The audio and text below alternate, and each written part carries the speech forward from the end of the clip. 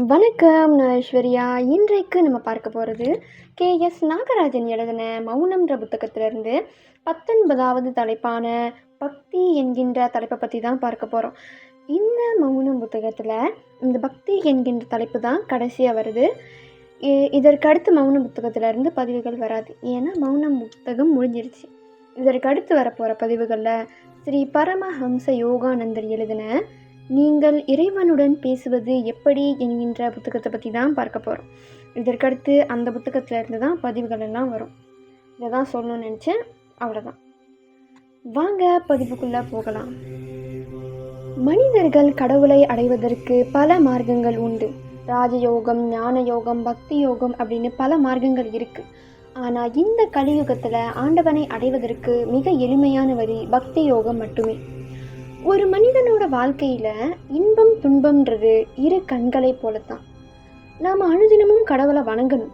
ஆனால் நம்மளுக்கு ஏன் இந்த கஷ்டம் வந்ததுன்னு அதை நினச்சி ஆராயவும் கூடாது. அந்த கஷ்டத்தை நினச்சி துவண்டு போகவும் கூடாது.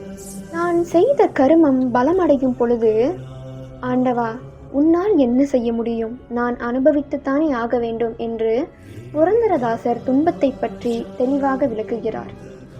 நாயன்மார்களின் ஒருவரான திருநாவுக்கரசருக்கு ஒரு நாள் தீராத வயிற்று வலி வந்த பொழுது திருநாவுக்கரசர் கடவுள்கிட்ட இப்படி சொல்கிறாரு: முற்பிறவியிலேயோ இப்பிறவியிலேயோ நான் ஏதோ ஒரு தவறு செஞ்சுருந்துருக்கேன். அதன் காரணமாகத்தான் நீங்கள் இந்த தண்டனை எனக்கு கொடுத்துருந்துருக்கீங்க.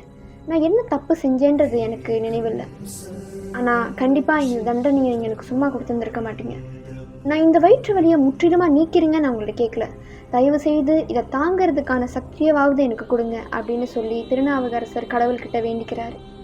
ஆகவே துன்பம் வரும் பொழுது அது ஏன் வந்தது என்று ஆராய்ச்சி செய்ய வேண்டாம். அது கர்மா.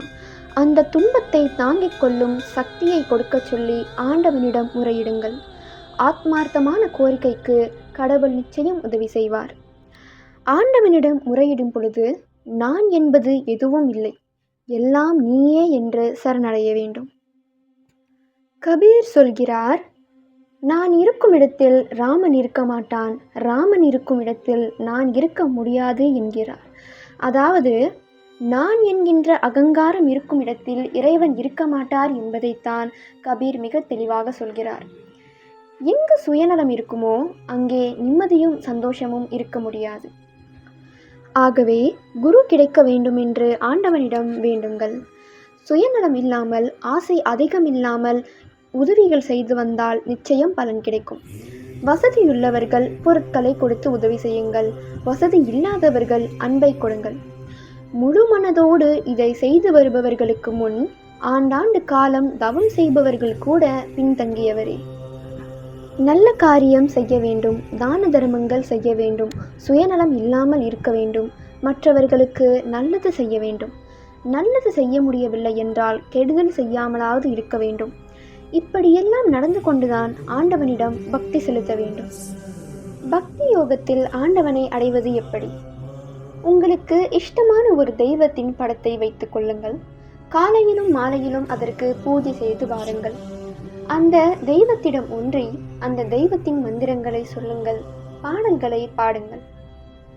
உங்கள் இரு புருவத்தின் மத்தியிலும் இதயத்திலும் அந்த தெய்வம் நிறைந்திருக்க வேண்டும். எப்பொழுதும் நீங்கள் இறை சிந்தனையிலேயே இருக்கும் பொழுது மற்ற சிந்தனைகளில், தேவையற்ற விஷயங்களில் உங்கள் புத்தி திசை திரும்பாது. பக்த மீரா எதை பார்த்தாலும் கிருஷ்ணராகவே பார்ப்பார். சதா சர்வ காலமும் கிருஷ்ணனின் சிந்தனையிலேயே இருந்தார். ராமதாசர் யாரை பார்த்தாலும் ராமராகவே பார்ப்பார். யார் என்ன செய்ய சொன்னாலும் சின்ன குழந்தையைப் போல செய்வார். ராமர் சொல்கிறார், நான் செய்கிறேன் என்பார். லௌகீக கடமைகளை சரிவர செய்து கொண்டே இஷ்ட தெய்வத்திடம் பக்தி செலுத்த வேண்டும். காலையிலோ இரவிலோ மாலையிலோ பூஜை செய்யும் பொழுது அன்று ஏதாவது தவறு செய்திருந்தால் இஷ்ட தெய்வத்திடம் பாவ மன்னிப்பு கேளுங்கள். இஷ்ட தெய்வ பூஜையை தீவிரமாக செய்ய வேண்டும் என்று நினைப்பவர்கள் அந்த தெய்வத்தை ஒரு சிறு விக்கிரக வடிவில் செய்து வைத்து பூஜை செய்ய வேண்டும். பூஜை முடிந்தவுடன் அந்த விக்கிரகத்தை ஒரு சிறிய பெட்டிக்குள் வைத்து கொள்ள வேண்டும். அந்த தெய்வத்தை நீங்கள் மட்டுமே பார்க்க வேண்டும். காலம் கனியும் பொழுது அந்த தெய்வம் உங்களுக்கு உங்கள் குருவை அடையாளம் காண்பிக்கும். குருவின் துணையோடு அந்த தெய்வத்தோடு நீங்களும் பேசுவீர்கள். இதன் பிறகு KS நாகராஜன் திரு ரஜினிகாந்த் அவர்களை பற்றியும் சிறு தகவல்களை பகிர்ந்திருக்காரு. அதை பற்றியும் பார்ப்போம். திரு ரஜினிகாந்த் அவர்கள் அவருடைய சின்ன வயசுல பெங்களூரில் இருக்கிற ஸ்ரீ ராமகிருஷ்ண ஆசிரமத்தில் படித்ததினால் சின்ன வயசுலேருந்தே அவருக்கு ஆன்மீகத்தில் அதிக ஈடுபாடு இருந்தது. அவருடைய 11வது வயதில் பெங்களூரில் இருக்கிற ஒரு சிறிய மலையின் முருகன் கோவில் அங்கே ஒன்று இருக்குது. அந்த முருகன் கோவிலுக்கு பக்கத்தில் இருக்கிற ஒரு மகானின் ஆசி இவருக்கு கிடைக்குது.